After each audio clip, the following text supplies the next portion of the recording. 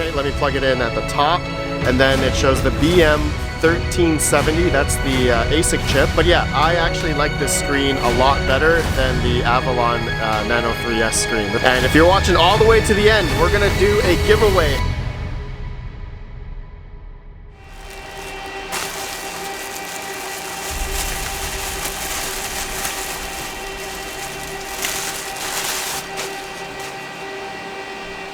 Hey guys, Arpim here. Hope you're doing well. Having a really great day this video. I have one of these brand new NerdQAxe Pluses, and this apparently does around between 4.5 to 4.8 terahash depending on Silicon Lottery, and I've seen varying power consumptions from 60 to like 90 watts, so I'll test that out today.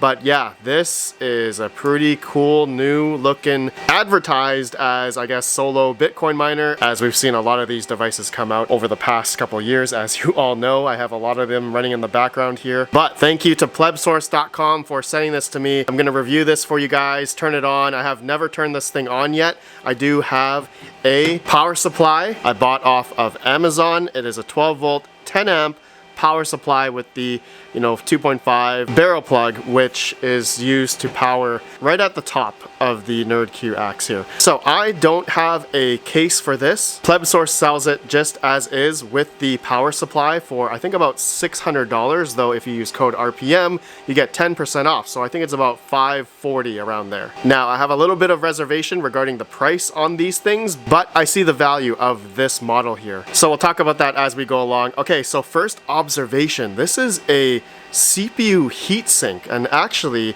the brand of this one here that's on here is a Thermalright. This reminds me of a couple of Thermalright CPU heatsinks I bought for my CPU mining rigs. I bought like 30 of these from Black Friday. They were like 13 or 15 bucks on Black Friday last year. Anyways, that's really cool. This is like one of those like low profile heatsinks, and you can see here it looks like it has the same standard for mounting a CPU heatsink on this thing. So this NerdQAxe++, the efficiency is pretty much around the S21 family. I believe the chips that are on this NerdQAxe++ is the Bitmain S21 family series of ASIC chips in here. So that's how it's able to get around between 14 to 16 joules per terahash in efficiency. And of course it's got the nice OLED screen here. You know what, let's turn it on. So I don't have a case for this, but obviously I could get a 3D printed one. I've seen a few different examples on the internet, which is really cool for these things. I guess that's one of the benefits regarding these NerdQAxe++.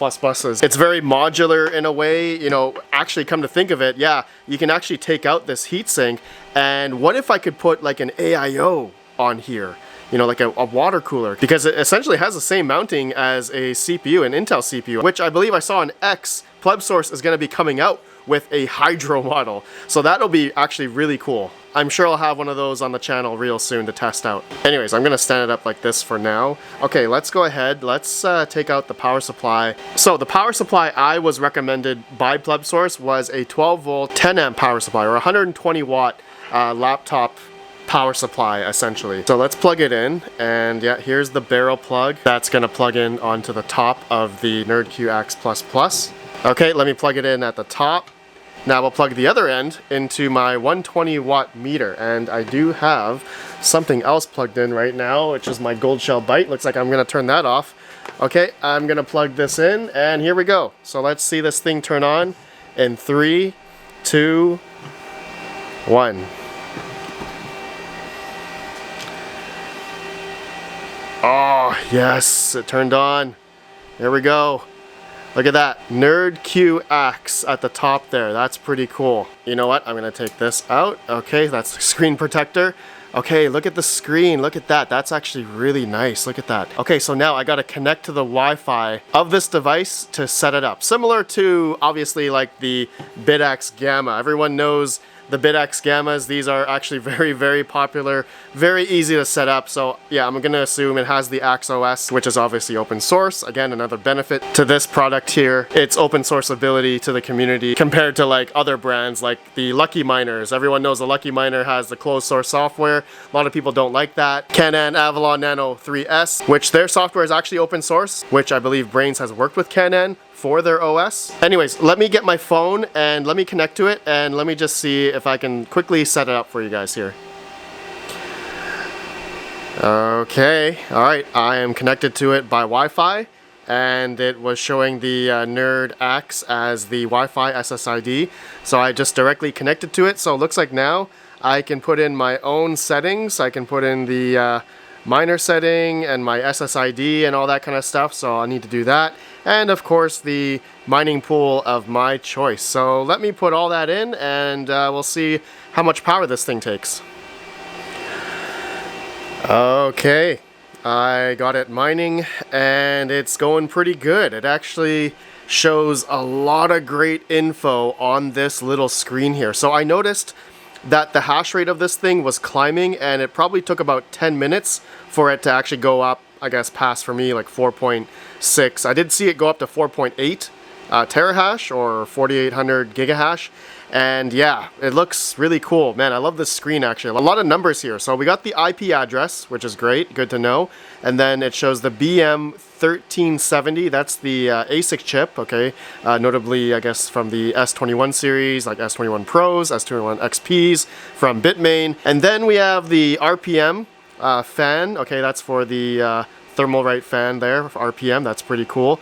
Then we got the temperature of the chip, looks like it's pretty cool at 39 degrees Celsius after about 16 minutes, of course. VI, I believe this is the input voltage, so that would be almost 12 volt there from the power supply. Then we got voltage control, I guess for the ASIC itself, looks like we're at 1.15. And then A, looks like that means for amps. So that would be how much amps, or I guess milliamps, it shows there. I'm just gonna say 6.6, 6.67 amps draw. So that laptop brick that I have can pull up to 10 amps max. So that's pretty much in line with the last part there, where it shows the electricity symbol. It says 78.375 watts, which actually at the wall is different. For me, at my 120 volt outlet here, we're actually getting 90 watts. Okay, so I'm getting about what, 4.5 terahash, pretty much advertised, but at 90 watts. So maybe the power supply I have is inefficient. Is there such thing as like a platinum or titanium laptop brick? I don't know. But how hot is this thing? Okay, so let's see how hot this thing is, which I know there's gonna be VRMs and such on this thing. So, all right, I have it held up here. You guys can see. Okay, so the fan, obviously the fan center there, it says 92, 94 Fahrenheit at the fan. Okay, but as we go on to the PCB area, and I know that there's going to be, I think, power modules on here, which I think is right in the center there. There's 3 of them. Okay, just to make sure, I think there's 3 right there.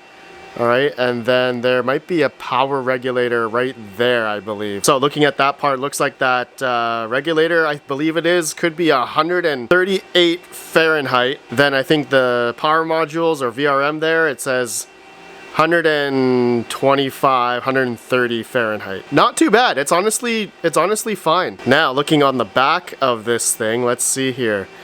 Okay, the back is about the hottest spot. Shows about, or center there is going to be 112, 164. Oh, that's my Nano 3S. My Nano 3S is actually very hot.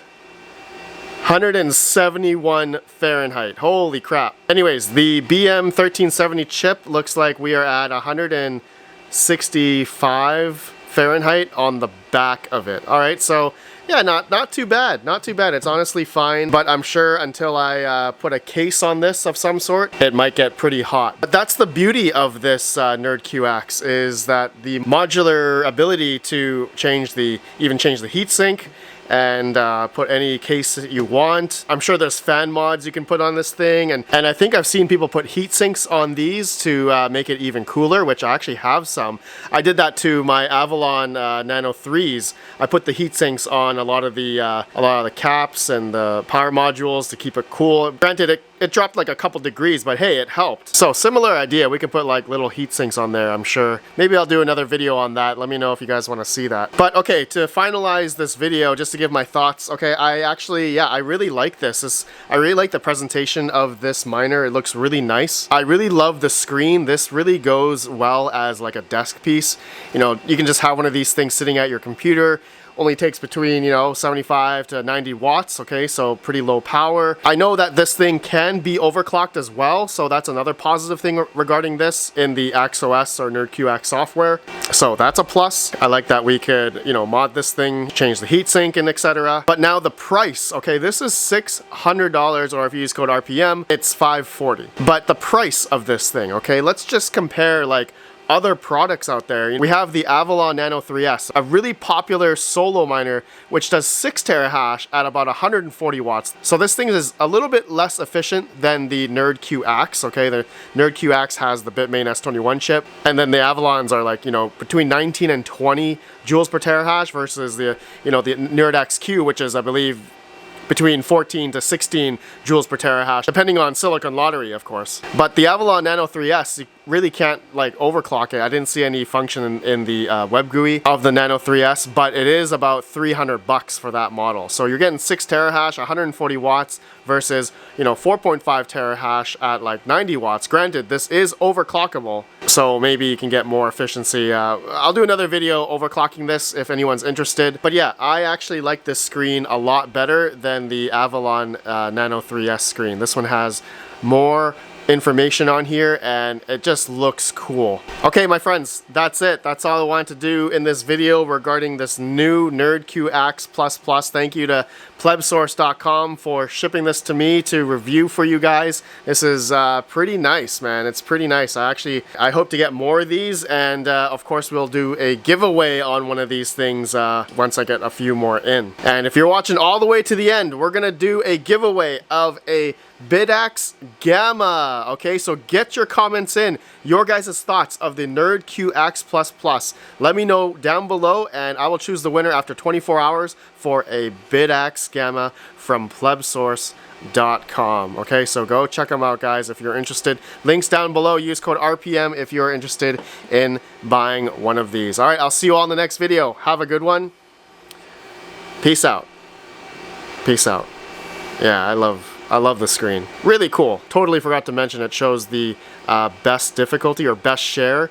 Looks like I already have a 4.59 million best share there. That's pretty cool. Oh, we're up to 4.7 terahash now. Nice.